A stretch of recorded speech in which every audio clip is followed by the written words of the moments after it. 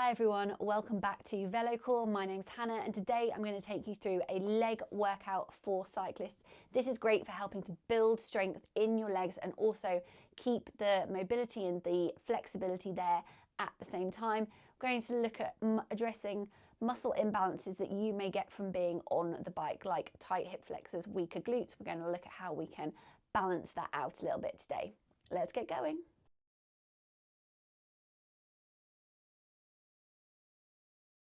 I'm now going to take you through a tennis ball massage on the hip flexors. So we're going to roll onto our front and you're going to place the ball just underneath the hip bone, kind of in the kind of the fleshy bit just on the inside of the hip bone. And then we're just going to gently roll around, holding this for about 20 to 30 seconds on each sore spot. And you could do this for up to 2 minutes. So this is one of those videos where you're going to want to pause so that you can take the time that you need to release off the hip flexors.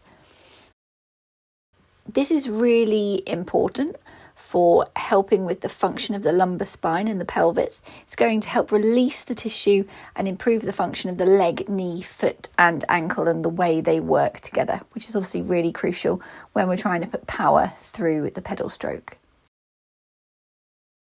Once you've done one side, moving over to the other side, you can also do this on a foam roller as well if you find that more comfortable, if this feels too intense. The other thing you can do is put like a soft towel under the ball so that you create a more squishy surface to push the ball into than a hard floor.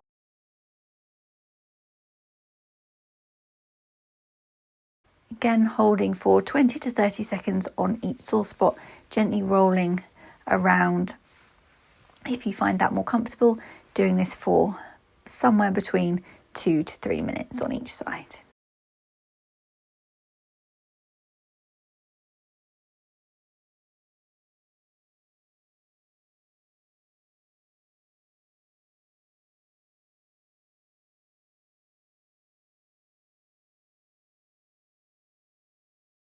Once you've finished, you can come up into our rest pose.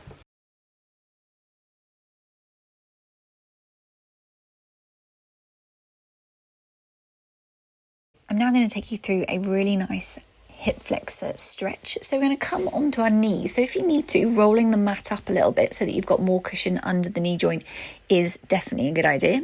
Then we're going to take a step forward with the left foot, keeping your pelvis underneath you, glutes engaged. We're going to push forward into that bent leg and keep your chest lifted. We're holding this stretch for around 30 seconds.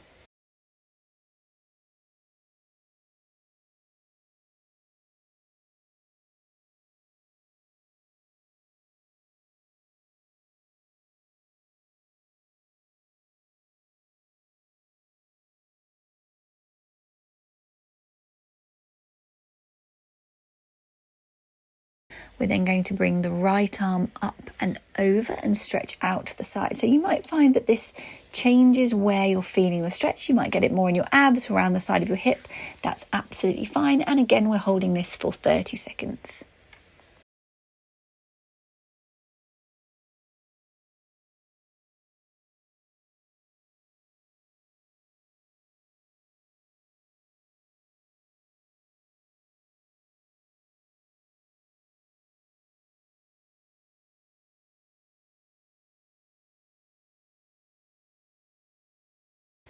We're then going to change to the other side. So bring the right leg forward, keep your pelvis underneath you, push forward into that bent leg, feeling the stretch in the front of the hip for 30 seconds.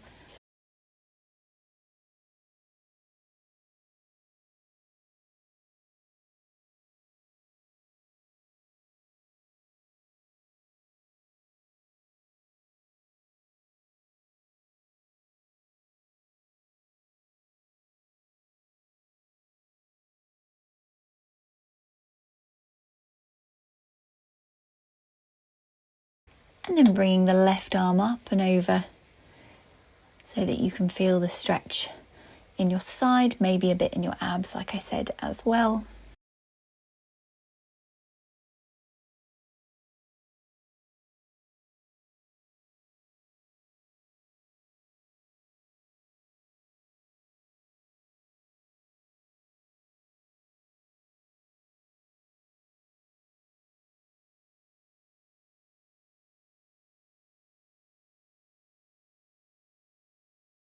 Once you've held this for 30 seconds, we're going to return to our rest pose.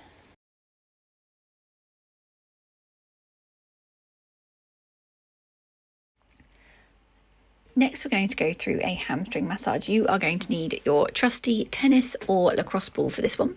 First, we're going to lift up the leg and you're just going to have a little bit of a feel. What does it feel like? Is it tense? Is it squishy? Are there bits that are really sore?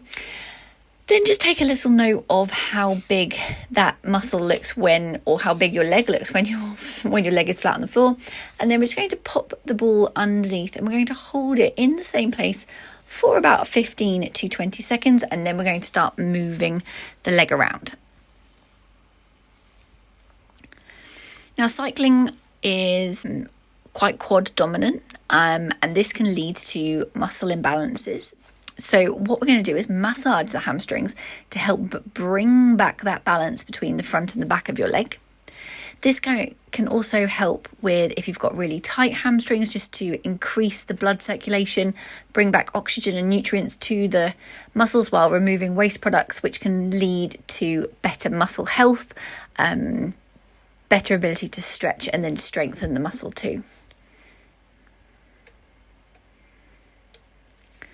We're going to move the ball down and we're going to do exactly the same thing. So 15 to 20 second hold and then just gently moving the ball from side to side for about another 30 seconds. Going to move the ball down your leg probably 3 times. We don't want to go onto the back of the knee at all. So we're staying probably about an inch above the knee. But roughly about 3 times is going to mean you've got quite a good length of that kind of real muscle body in there. Once you've finished just lifting up your leg, have a little bit of a feel. How does it feel? Are there bits that still feel a little bit tense or a little bit sore? If they are, that's where you're going back and you're working again and just doing like maybe another 20-30 seconds on that area and then taking stock of how it feels again. If it feels like it's got a lot squishier, it's a lot more pliable, that's probably a really good sign that the muscle has reduced in tension and is kind of ready for action. So then, lucky you can go onto the other side and do the process all over again. So we're going to just have a little stock. How big is that muscle? What does it feel like? Then take the ball as high up your leg as you can get without lifting your bum off the ground. Push down and hold. If you are doing this on a spongy floor like a carpet, or if you're doing it on a mat and you're thinking, I'm not really feeling anything, then move to a hard floor.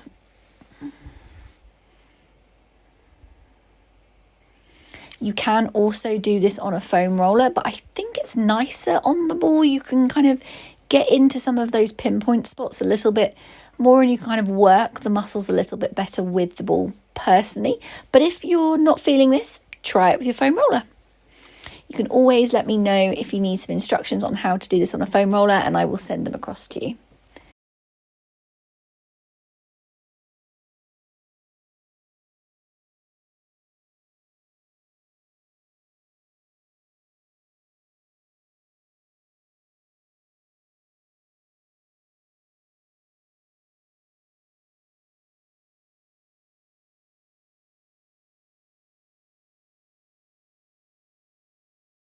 Once you've done this side, again, we're holding for about 15 to 20 seconds, then rolling for about 30, about 3 spots on the back of your leg, and then coming into your rest pose.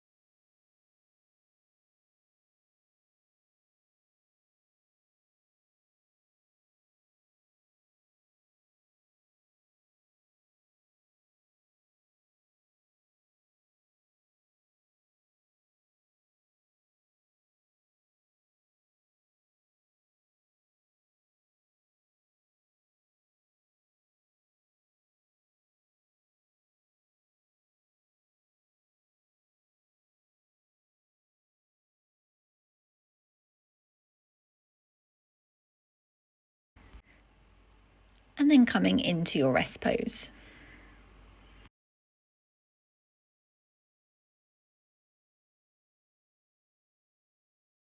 I'm now going to take you through one of my favourite exercises. We're going to do shoulder bridge with some leg abduction.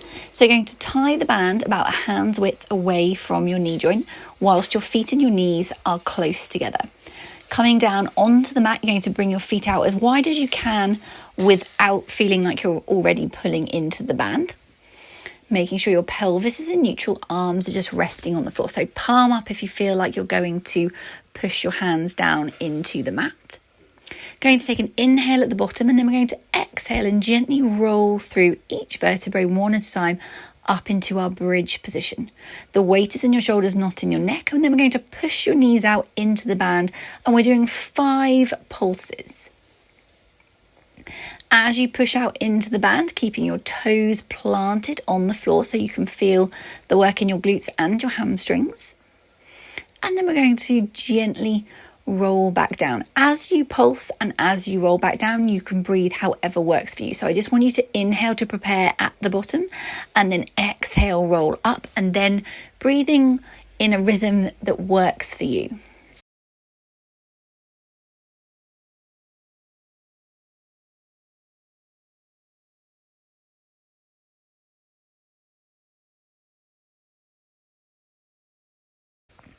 It's really important that we strengthen our hip abductors, particularly the glute medians, because they play a crucial role in maintaining proper knee alignment during pedaling, which can make you more efficient as a cyclist and improve your power output, which of course we all want to do. So this is a really good exercise for just focusing on building that power in the side of your leg, which is going to help, like we just said, with the knee tracking.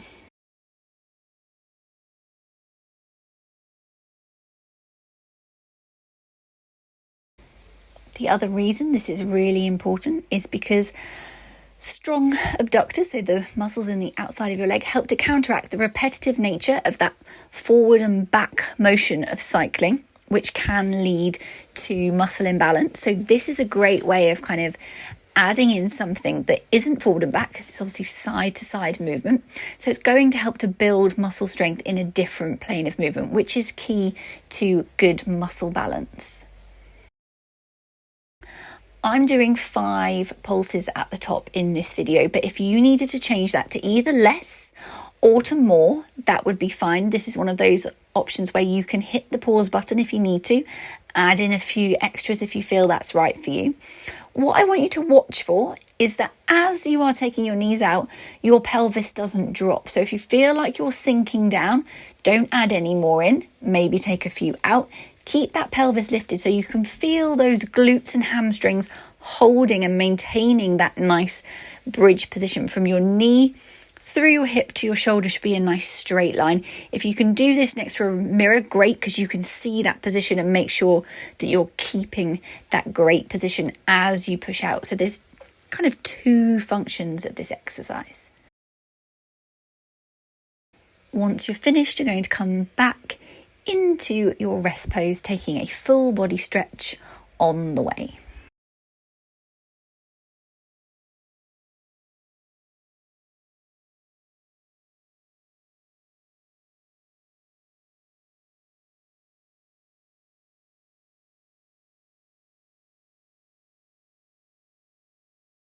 Next, we're going to do a lunge with rotation. So starting in your neutral spine position, stepping forward with your right leg, and then we're going to rotate that upper body over the right leg, making sure your hip, knee and foot stay in alignment as you rotate. We're going to hold that rotation for somewhere between 10 and 15 seconds and then swap to the other side. This is a really good exercise for building strength in your legs, as well as improving that rotational mobility of your thoracic spine, which is really key for riding your bike and putting power through from your upper body through those rotational forces into that lower body.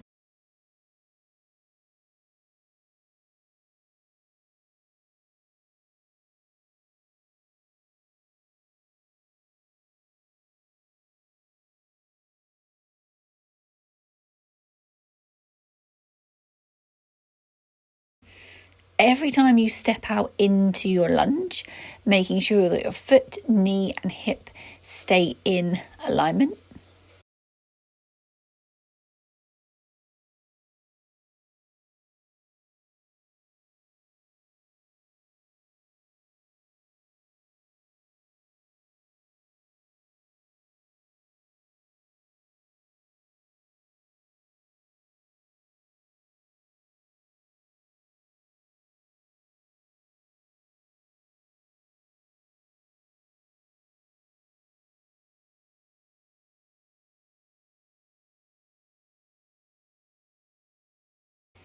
Coming into a low lunge, or as low as you feel is right for you. So you can feel those legs working, but you can keep going and maintain good balance throughout the move.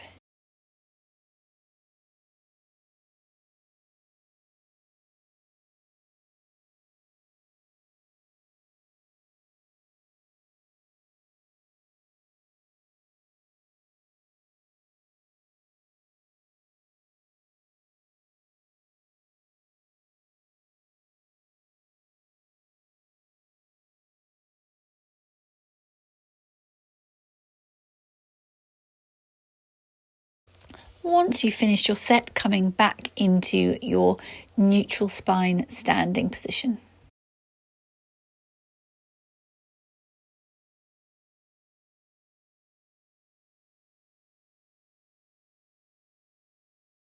Hip mobility is important for cyclists because it allows for efficient pedal strokes and greater power output, which enhances overall cycling performance.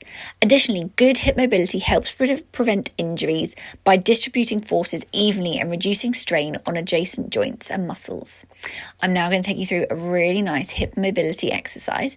So you're going to need a thicker mat for this one, and I suggest you try and make sure your knees land on the mat. We're going to bring those feet out so they're hip distance apart, hands are behind you slightly, and we're just going to gently rock to start with from side to side. You can hold it for longer at each side if you're getting a nice stretch through the side of your leg. If you've got your hands on the floor, that's fine. Just make sure you're not leaning your weight back onto them. If you are, just bring your hands up off the floor. And then we're just going to go into stretching out and pulling ourselves up onto our knee. So you're going to push your weight forward and onto that knee. So you can see why from the video you want to have your knees on something soft like the mat. The knee on the floor is always really uncomfortable and it's not going to do your knee joint any good. So make sure that your knees are on the mat. This is also fine if you're on a carpet, that would be okay. And then once we have finished our set, we are going to come back into the rest pose. Thanks for joining Leg Day today. What was your favourite move? Please leave it in the comments below. Head over to VeloCore if you want more information on my strength and mobility training app for cyclists. It's $19.99 a month and you get a 14-day free trial at the moment when you sign up. Bye for now, guys.